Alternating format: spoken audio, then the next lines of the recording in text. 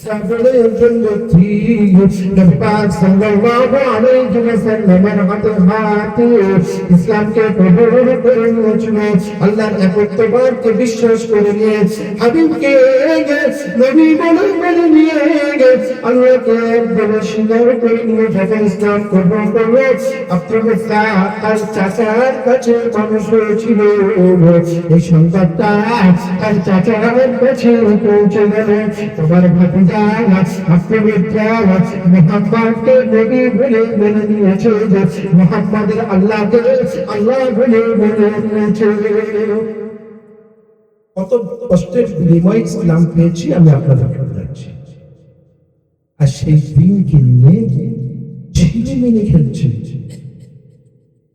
সংবাদটা পৌঁছালো আব্দুল উজ্জার চাচা আব্দুল উজ্জাকে ডাকে, তুমি কি মোহাম্মদকে নবী বলে ফেলেছ? তোমার বাপ দাদা ধর্ম ত্যাগ করে নতুন ধর্ম মোহাম্মদ যে ধর্ম প্রচার করত, এই ধর্মটাকে তুমি মেনে নিয়েছ। মোহাম্মদ এই নতুন ধর্ম আনার কারণে তার জন্মভূমি ত্যাগ করতে হয়েছে, আর তুমি সেই ধর্ম মেনেছ। মোহাম্মদ আল্লাহকে আল্লাহ বলে মেনেছ। হ্যাঁ চাচা আমি মেনে নিয়েছি। বড় গরিব, হ্যাঁ চাচা আমি মেনে নিয়েছি। আব্দুল মুত্তালিব চাচা বললেন, না মোহাম্মদকে ছাড়তে হবে, না আমার ঘর ছাড়তে হবে। আব্দুল মুত্তালিব বললেন, চাচা আপনার ঘর ছেড়ে যেতে রাজি, কিন্তু মোহাম্মদকে আমি ছাড়তে পারবো না। বলে সুবহানাল্লাহ, আর জোরে বলে সুবহানাল্লাহ। আমার ঘর ছেড়ে চলে যাবে। আব্দুল মুত্তালিব চলে আসছে, চাচা ডাকলেন, আব্দুল মুত্তালিব তুমি যে পোশাকটা পরে আছো ওটা আমার দেওয়া পোশাক। যে পোশাকটা পরে আছো এই পোশাকটা আমার দেওয়া, অতএব তুমি এই পোশাকটাকে খুলে দাও। চাচা আপনাকে তো আমি সরিয়ে দিয়ে দিলাম, চাচা আপনি আমাকে অপমান করবেন না, অপদস্থ করবেন না। আপনি আমার পোশাকটা খুলে দেবেন না। চাচা বলতে লাগতাম, তুমি যদি পোশাক তোমার পোশাক খুলতেই হবে, তুমি যদি মোহাম্মদকে ছেড়ে যাও তাহলে পোশাক আমি তোমাকে দিয়ে দেবো। যদি পোশাক মোহাম্মদকে না ছাড়ো তাহলে পোশাক খুলে দিতে হবে, তোমার বস্ত্রটা খুলে দিতে হবে। আব্দুল মুত্তালিব মুহাম্মদকে ছাড়বে না, হাবিবকে ছাড়বে না। ওই অবস্থায় ওটা পোশাকটা খুলে চাচার মুখের দিকে ছুঁড়ে দিয়ে উলঙ্গ অবস্থায় মায়ের কাছে পৌঁছালেন। মাকে ডাকলেন, এত গরিব এত সময় ছোটবেলায় আব্বাকে হারিয়ে পড়েছিল। মা পরের বাড়িতে কাজ করে ঝিকরি কেটে নিজে খাবারটা জোগাড় করে আড়াই দিলে মা বেরিয়ে এসে চোখটা বন্ধ করে বলতে, বেটা কে তোমাকে এমন অবস্থায় করে দিয়েছে?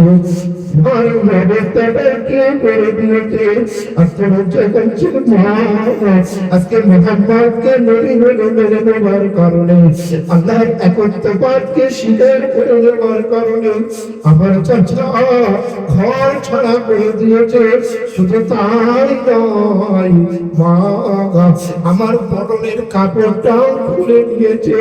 মা বলছে যে মোহাম্মদকে মেরে দেওয়ার কারণে আজকে তোমার চাচা এই অবস্থা করে দিয়েছে। সেই মোহাম্মদের কাছে চলে যাও। কোন রিওয়ায়েতে এসেছে মা একটা ছেঁড়া কাপড় দিয়েছিল, অপর একটা রিওয়ায়েতে এসেছে ওই অবস্থায় আত্মবিখ্যাত অলঙ্ক অবস্থায় মক্কা থেকে মদিনা 450 কিলোমিটার রাস্তা অলঙ্ক অবস্থায় হেঁটে হেঁটে চলে যায়। বাজারের লোকেরা, রাস্তাঘাটের লোকেরা আব্দুল মুত্তালিবকে ঠাট্টা করে আব্দুল মুত্তালিব কথা বলে। আব্দুল মুত্তালিব ওই অবস্থায় 450 কিলোমিটার রাস্তা হেঁটে হেঁটে নবী পাক সাল্লাল্লাহু আলাইহি ওয়াসাল্লামের দরবারে গিয়ে পৌঁছলেন। মসজিদে নববীতে বসে আছেন। ওই অবস্থায় আব্দুল মুত্তালিব মসজিদে নববীর পাশে দাঁড়িয়ে আছেন। হুজুর বেরিয়ে আসলেন। আপনি বাচ্চা কে তোমাকে এমন করেছে, এই অবস্থায় তোমাকে কে করলো? আপনি বললেন ইয়া রাসূলুল্লাহ ইয়া হাবিবাল্লাহ, আপনি মক্কা থেকে হিজরত করে মদিনায় চলে এসেছেন। আপনার হাত থেকে লুকিয়ে ইসলামকে গ্রহণ করে নেওয়ার কারণে, আপনাকে মেরে মেরে নেওয়ার কারণে, ইয়া রাসূলুল্লাহ আল্লাহর একত্বকে স্বীকার করে নেওয়ার কারণে আমার চাচা আমাকে এই অবস্থা করে দিয়েছে। ইয়া রাসূলুল্লাহ ইয়া হাবিবাল্লাহ, বড় করি বছর শিশু অবস্থায় আব্বা জানকে হারিয়ে ফেলেছিলাম। মা অনেক বাড়িতে কাজ করে শিখিয়ে কেটে নিজের খাবার ব্যবস্থাটা করে দেয়। মা আমাকে চাচার কাছে রেখেছিল। ইয়া রাসূলুল্লাহ আমার চাচা কোনো বেঈমান অবস্থায় আছে, ঘটনার কানে এই খবরটা পৌঁছেছে, আমাকে এই অবস্থা করে দিয়েছে। আল্লাহর হাবিব কাঁদছেন, কে আছো আমার সাহাবায়ে কেরামদের মধ্যে আমার আব্দুল্লাহকে একটা বস্ত্র দান করবে? সাহাবাদের মধ্যে উঠে হাজির হলেন, ইয়া রাসূলুল্লাহ ইয়া হাবিবাল্লাহ, আমি আব্দুল্লাহকে একটা বস্ত্র দিতে চাই। আব্দুল্লাহ একটা বস্ত্র পরে নিলেন। সোহাইব নবী রাহমাতুল লিল আলামিন নবী আমার আসহাবে সুফফাদের ভিতরে আব্দুল্লাহকে ঢুকিয়ে দিলেন। 70 জন সাহাবা মসজিদে নববীর এক কোণে থাকতো। গরীব দুঃখী অসহায় সাহাবা 70 জন সাহাবাকে রাসূলুল্লাহ একটা জায়গায় করে দিয়েছিলেন। ওই 70 জন সাহাবা দলকে আসহাবে সুফফা বলা হয়। হুজুরের কাছে কোনো হাদিয়া আসতো, হুজুর এই খাদ্যগুলো আসহাবে সুফফাদের ভিতরে বন্টন করে দিতেন। আব্দুল্লাহ আসহাবে সুফফাদের ভিতরে হুজুর রাখলেন, যে ইসলামকে পৌঁছে দেওয়ার জন্য আব্দুল্লাহ বস্ত্র পর্যন্ত পাই।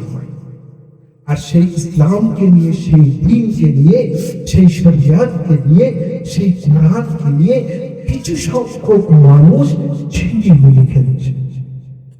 আর তাদের সার দিচ্ছে কিছু সংখ্যক আলেম। দিচ্ছে না, দিচ্ছে না। ওয়াজ তো 40 বছর ধরে শুনছেন, যাদের 60 বছর বয়স, তারা 20 বছর বয়স থেকে শুনছে, 40 বছর ধরে শুনছে। হেদায়েতের রাস্তা দিতে হবে, তাদের সঙ্গে আমার খারাপ। দয়ার নবী রাহমাতুল লিল আলামিন নবী আমার তবুকের যুদ্ধে যাওয়ার জন্য সাহাবায়ে কেরামদের কাছে চাঁদা চাইতে শুরু করলেন। কে আছো ইসলামটাকে বাঁচানোর জন্য, দিনকে বাঁচানোর জন্য, কোরআনকে বাঁচানোর জন্য? কে আছো দৌড়াদৌড়ি এসে যুদ্ধে যেতে হবে, আমার কাছে তোমরা দান করো। আল্লাহর হাবিব হাতটাকে পেতে দিলেন, সাহাবায়ে কেরামরা এসে দান করতেন। হযরত ওসমান গনি রাদিয়াল্লাহু তাআলা আনহু 100 উট এসে দান করে দিলেন। আবার বাড়িতে ফিরে গেলেন। কিছুক্ষণ পরে এসে আল্লাহর হাবিবের হাতে 1 পোটলা সোনা দান করে দিলেন। এইভাবে দান দিচ্ছে। আব্দুল্লাহ পাশে বসে আছে, উনি দেখছেন ইসলামকে বাঁচানোর জন্য, প্রভুদের যুদ্ধে যাওয়ার জন্য হাবিব হাত পেতেছেন। সমস্ত আমার সাহাবায়ে কেরাম ভাইরা দান করছেন, কিন্তু আমি আত্মহত্যা এত অসহায়, এত গরীব, আমার হাবিবের হাতে কিছু দিতে পারছি না। পাশে দাঁড়িয়ে আছে সাহাবায়ে কেরাম। আব্দুল্লাহ নবী পাক সাল্লাল্লাহু আলাইহি ওয়াসাল্লামের কানে কানে বলছেন, রাসূল আমার ভাইয়েরা দান করছে, কত দান দেওয়ার মতো কিছু নেই হুজুর। আমার একটা জিনিস আছে হুজুর, দান করার মতো একটা জিনিস আছে হুজুর, আপনি কি নেবেন? আপনি কি কবুল করবেন? আমার কাছ থেকে গ্রহণ করবেন? কি বাবা বলো। হুজুর ভালোবেসে ইসলামকে নাম রেখেছিলেন আব্দুল্লাহ। আব্দুল মুসার নামটা কেটেছে, যখন নামটা রেখেছিলেন আব্দুল্লাহ, আজ থেকে তোমার নাম থাকবো আব্দুল্লাহ। যার নবী রাহমাতুল লিল আলামিন নবী আমার হুজরার ভিতরে আছেন সাহাবায়ে কেরামদের তাদার আল্লাহর হাবিবের কাছে শিকায়ত নিয়ে গেলেন, ইয়া রাসূলুল্লাহ, ইয়া হাবিবাল্লাহ, আমাদের মসজিদে নববীতে যখন আমরা নামাজ পড়ি, আমার ভাই আব্দুল্লাহ এত ছোট ছোট কোরআন তেলাওয়াত করে আমাদের নামাজের ব্যাঘাত ঘটে যায়। আপনি যদি একটু মানা করেন তাহলে ব্যাপারটা কেমন হয়? সকলে কথা বললেন। আল্লাহ হাবিব মসজিদে নববীতে এসে সাহাবায়ে কেরামদের বলতে লাগলেন, বাবারা তোমরা কেউ আমার কাছে আব্দুল্লাহর নামে শিকায়ত করবে না। কেননা আমার আব্দুল্লাহ বড় কষ্টের বিনিময়ে আমি নবী আমাকে পেয়েছে, আমার আব্দুল্লাহ বড় কষ্টের বিনিময়ে এই কোরআনকে পেয়েছে। কেননা আমার আব্দুল্লাহ যখন আমাকে নবী বলে মেনে নিয়েছিল, আল্লাহর একত্ববাদকে স্বীকার করে নিয়েছিল, আমার আব্দুল্লাহ একটা বস্ত্র পর্যন্ত ছিল না, ওর মনে গেছে ওটা দিয়ে বড় কষ্ট। আমার আব্দুল্লাহ জোরে জোরে মসজিদে কোরআন তেলাওয়াত করবে, তোমরা কেউ আমার কাছে আব্দুল্লাহর নামে শিকায়েত আনবে না। সুবহানাল্লাহ।